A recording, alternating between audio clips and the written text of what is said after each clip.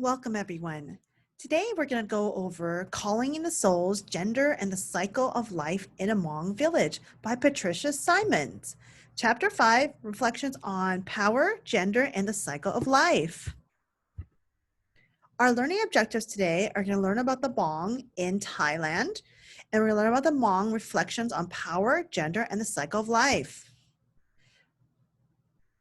Chapter 5, Hmong. Parenthood is the path to fulfillment in this world. It's a means towards peace as an ancestor in the afterlife. It is reproductive power for the woman and subsequent existence of children. Bride price, or money for the brothers. Both daughters whose bride price makes it possible for their brothers to marry and have their own children, and sons who feed the ancestors. Continuation of the lineage. Immortality of the individual soul. Understanding that a woman are essential to the continuity of life coexists with their lower status. The actual labor and delivery of a child express a dominant theme in Hmong society. Woman's role is to be private and silent. Men is to be public and vocal. Women are quiet and acquiescent to the male voice in the public domain. In private sphere of the home, older women exert more influence and power, but it is over younger women, not over men, at least not overtly. Even when a woman's judgment is deferred to in public, as in the case of the elder sister at the brother's funeral, it is her husband who speaks. Hmong, the creation of life is highly valued. It is an act both natural and cultural in which neither quality is opposed to the other.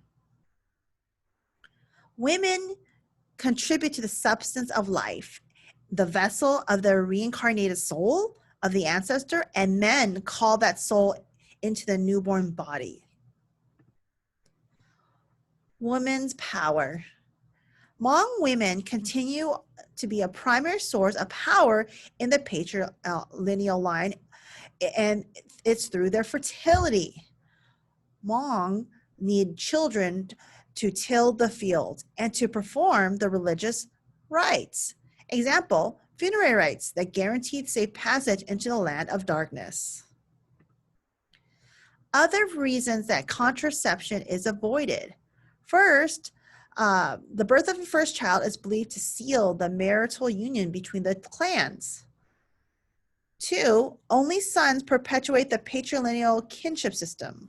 3, every birth is believed to provide another body for the ancestor soul to be reborn into.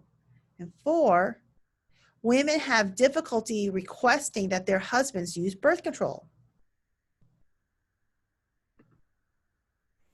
Courtship and sexual freedom. Young women are taught to cover themselves with sev. The Hmong New Year's courting ritual, with its love songs and courting ball game, is a time when sexual experimentation is condoned unless a suitor is from the same clan. Young women need not feel shame or fear or punishment for engaging in sex with many partners as they like unless they become pregnant and remain unwed. Virginity does not appear to be highly prized. Protests within marriage and divorce. There are many strategies for the unhappy wife. The unhappy wife can sing her grievance in front of her in-laws. The unhappy wife can run away from home, but she must leave her children. The unmarried, unhappy wife can also give the threat of suicide, but also actually attempt suicide, often by swallowing opium. And of course, lastly, the young wife can pursue a divorce. Breast milk and menstrual blood. In Hmong culture, there's an undisputed belief in the power of breast milk, not only as a food that sustains life in newborns and young children, but as a powerful medicine.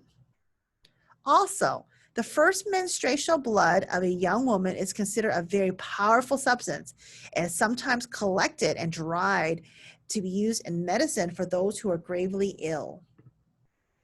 The postpartum period, which is after you give birth, period. Pregnancy, and more especially birth and the post-birth period, are considered a liminal stage, which means between and betwixt, not here or there, but in the middle, during which a woman has both great power but great vulnerability to evil spirits. For 30 days after a woman has given birth, she's considered especially vulnerable and especially dangerous. During this time, women stay at home with a bamboo taboo sign outside their door. Bride, wealth, and rebirth. Bride price is divided into two parts: the milk and care money that compensate the mother and father for the care and upbringing of the young woman, and the quote money owed for the shirt, which is payment for the birth shirt or placenta of the children of the young wife that she's expected to produce. In other words, for her fertility. The role of the sister. Woman's wedding, her brother gives her special gifts. At her funeral, he must also give gifts and make sure that she is given a proper burial and also that her debts have been paid. A man's eldest sister must do the same at his funeral in order to ensure his safe passage to the land of darkness. He cannot be buried until his sister and her husband have arrived at his home. She oversees the discussion of her brother's debts and obligations. She guards his body, and before the burial, she checks to make sure that no one has slipped a metal into the coffin. Usually you put it to curse that person's soul, but also the lineage. Flower cloth and identity. A girl's flower cloth belongs to her parents because they give her the time to sew, and her needlework is an important part of the things that go with women at marriage. Worth of a flower cloth goes beyond its monetary value. It protects against soul theft. Flower cloths decorate the clothes of those in vulnerable situations. Spirituality, funeral rituals, and the land of darkness. As shamans or herbalists, women are in direct contact with the spiritual realm. They have their own helping spirits and the power of healing.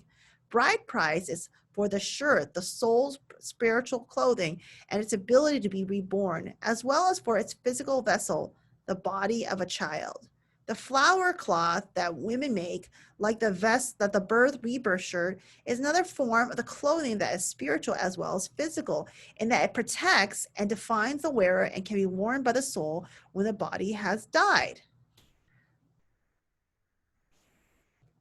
Hmong women power versus status. Hmong women's power is through reproduction, sexual freedom during courtship, the role of the sister, protests within marriages. They can divorce, they have a bride price, they have a flower cloth, they have funeral rites, and also their deep fertility is very much involved in their cosmological beliefs. So Hmong women do have power. And the woman's power is great in the land of darkness, or as souls, as with their status is equal to men.